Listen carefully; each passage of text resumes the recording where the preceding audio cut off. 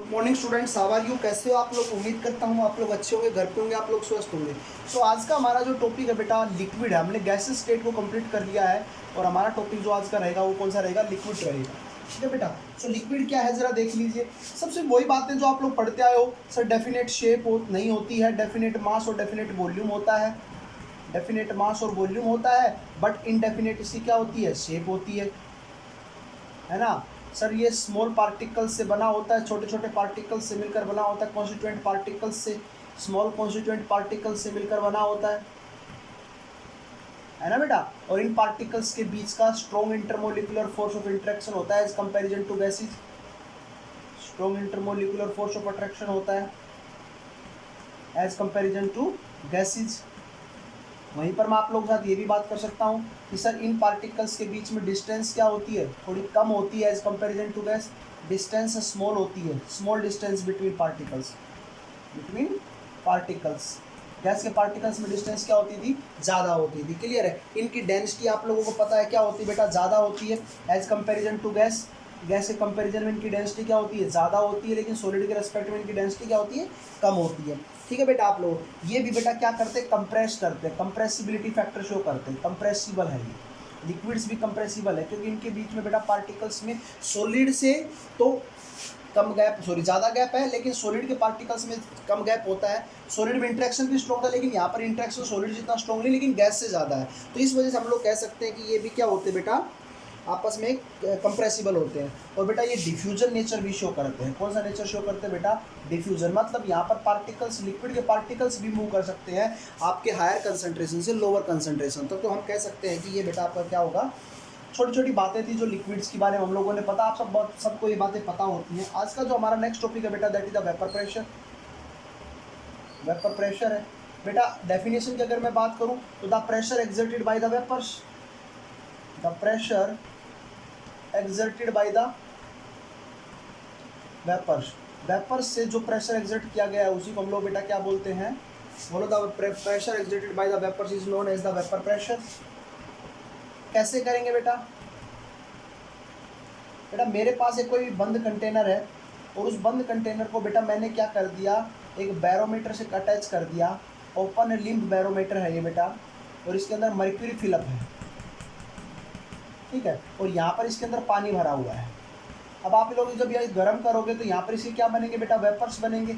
वो वेपर्स क्या करते हैं बेटा? आप लोगों को पता है क्या करेंगे? इस कंटेनर की वॉल के ऊपर स्ट्राइक करेंगे। तो कंटेनर की वॉल पर वो फोर्स लगा रहे हैं पर यूनिट एरिया, तो वो क्या कहलाएगा? हमारा प्रेशर कहलाएगा। तो द प्रेशर किसकी वजह से प्रेशराइज हो रहा है? वेपर्स की वजह से हो रहा है। तो इस प्रेशर को हम क्या बोलेंगे बेटा? कौन सा प्रेशर बोलेंगे?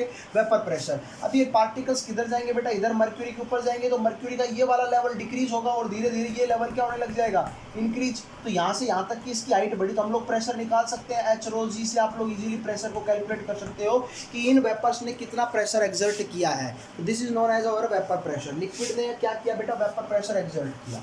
ओके, चलते हैं आगे की तरफ आप लोगों के सामने और एक नेक्स्ट बात कर लेते हैं कि ऐसे कौन कौन से फैक्टर्स हैं जो वेपर प्रेशर को अफेक्ट करते हैं बेटा। तो सबसे पहला है नेचर ऑफ लिक्विड।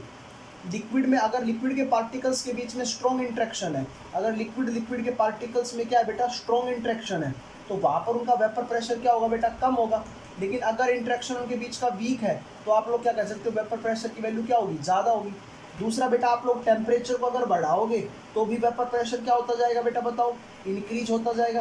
तीसरा अगर मैं आप लोगों के साथ बात कर लेता हूँ तो क्या बात करता हूँ बेटा कि आप लोगों को जब भी वेपर्स प्रेशर होते हैं तो वेपर प्रेशर का मतलब सॉरी, जब भी आप लोगों के वेपर्स रिलीज होते हैं, बाहर निकलते हैं, तो मतलब वही वेपर्स बाहर निकलते हैं सर जिनकी काइनेटिक एनर्जी ज़्यादा होती है। तो एनर्जी कंटेंट वाले जितने भी मॉलिक्यूल्स हैं वो बाहर निकल जाते हैं और इसकी वजह से बेटा हमारा सिस्टम कूल हो जाता है। कूलिंग इफेक्ट शो होता है वेपराइजेशन की वजह से।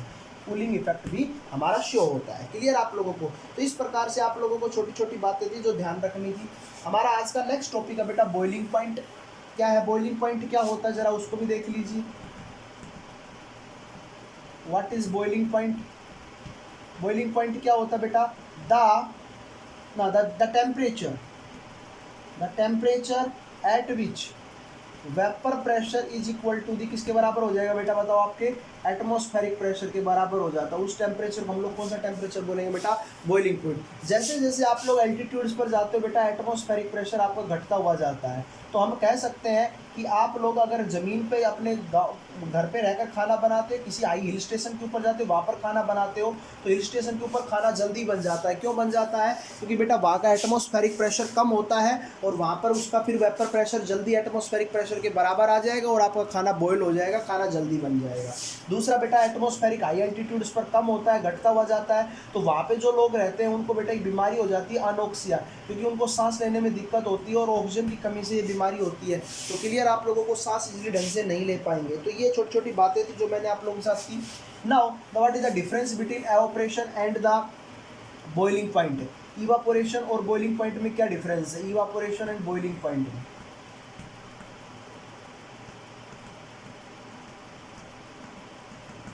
इवापोरेशन क्या होता है बेटा? किसी भी टेम्परेचर, मतलब हर टेम्परेचर के ऊपर लगभग इवापोरेशन होता रहता है, लेकिन ये कब होगा? जब वेपर प्रेशर किसके बराबर हो जाएंगे बेटा?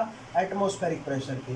दूसरा, इवापोरेशन हमेशा सरफेस से होता रहता है, सरफेस के वो लिक्विड्स इवापोरेट होते रहते हैं, लेकिन जब भी कोई लिक्विड बॉयल होगा तो ये बेटा बल्क फिनोमिना होता है। बल्क के अंदर से आपको बबल्स उठते हुए दिखाई देंगे। बबल्स मीन्स ये बल्क के अंदर से, जैसे आप लोगों ने एग्जांपल भी देखा होगा, वाटर बबल्स जो होते हैं वो धीरे धीरे जब बॉयल होता है वाटर, तो नीचे से उठते हुए बुलबुले आप लोगों को दिखाई देते हैं। हम बोलते हैं कि पानी अब बॉयल हो गया, लेकिन वाटर जो है बेटा अगर उसमें इवापोरेशन हो रहा है तो वो ओनली सरफेस फिनोमिना होता है। क्लियर है बेटा? सो नेक्स्ट हमारा टॉपिक है बेटा heat of vaporisation. Heat of vaporisation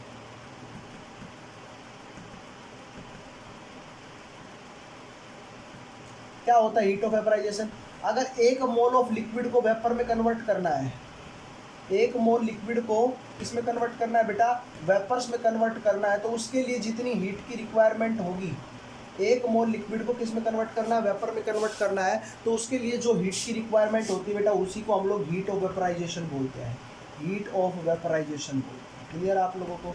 उसको हम लोग क्या बोलते हैं? हीट ऑफ वेपराइजेशन बोलते हैं। क्लियर आप लोगों को? चलो भाई, बहुत अच्छी बात है। तो ये हमारे पास कुछ छोटी छोटी बातें थी बेटा जो लिक्विड से रिलेटेड थी। Now we are discussing about the surface tension. Surface tension क्या होता है बेटा? सरफेस टेंशन को ध्यान से देखिए, मेरे पास कोई भी एक कंटेनर है, उसके अंदर कोई भी लिक्विड भरा पड़ा है, ठीक है बेटा? तो लिक्विड अगर भरा पड़ा है तो जो पार्टिकल्स बिल्कुल सेंटर के अंदर होंगे वो दूसरे पार्टिकल से एग्जैक्ट अमाउंट में फोर्स लगा रहे होंगे या लग रहा होगा उनके ऊपर, तो उसका नेट टोटल जो नेट फोर्स है वो कितना होगा? जीरो होगा। आप लोग समझ सकते हो इस बात को? नेट फोर्स कितना होगा बेटा इसका? जीरो होगा। सो हम लोग यहाँ पर क्या बात करें कि अपने पार्टिकल्स जो होंगे वो यहाँ पर क्या होंगे? नेट। अगर सरफेस के ऊपर कोई पार्टिकल प्रेजेंट है, सरफेस के ऊपर कोई पार्टिकल प्रेजेंट, तो अगर कोई पार्टिकल यहाँ सरफेस के ऊपर प्रेजेंट है तो उसके जो फोर्स लगेंगे वो नीचे वाले मॉलिक्यूल इसको अट्रैक्ट करेंगे। तो net inward force of attraction ज़्यादा लग रहा है, डाउनवर्ड डायरेक्शन में फोर्स ज़्यादा लग रहा है।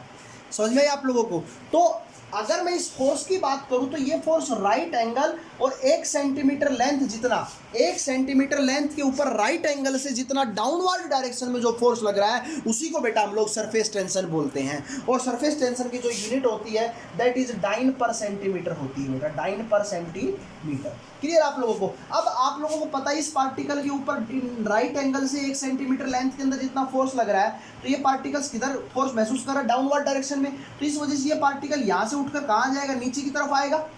तो यहाँ से यहाँ तक आने में इसने कितना वर्क डन किया, कितनी एनर्जी की रिक्वायरमेंट पड़ी, वो हमारे पास क्या कहलाएगी बेटा? सरफेस एनर्जी कहलाएगी। क्या कहलाएगी? सरफेस एनर्जी कहलाएगी। क्लियर आप लोगों को? तो सरफेस एनर्जी और सरफेस टेंशन के बीच में आप लोगों को डिफरेंस समझ में आया होगा, उम्मीद करता हूँ।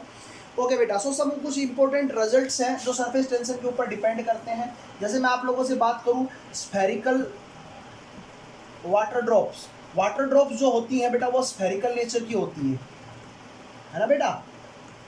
दूसरा, कैपिलरी राइज या वाटर राइज इन कैपिलरी, या लिक्विड देख लो, not liquid rise in capillary, capillary में लिक्विड का राइज होना।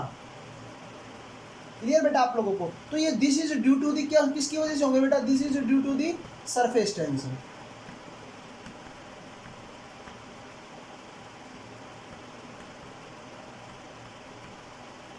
ये किसकी वजह से होगा बेटा?